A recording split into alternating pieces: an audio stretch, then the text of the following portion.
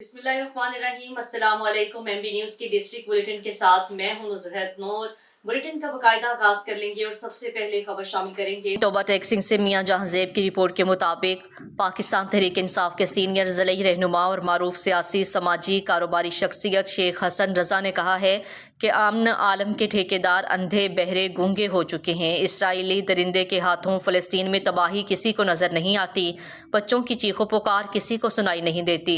जालिम इसराइल का हाथ तोड़ने वाला कोई नहीं। इन ख्यालात का इज़हार उन्होंने अपने दफ्तर में सहाफ़ियों से गुफ्तगू करते हुए किया। उन्होंने कहा है कि उम्मत ही कुछ गैरत खाए। आलम इस्लाम के हुक्मरानों की बेहिसी के बायस फ़लस्तीनियों का मुकदमा कमज़ोर हुआ। उन्होंने कहा है कि महज बड़कों और बयानबाजियों से फ़राइज़ अदा नहीं हो सकते।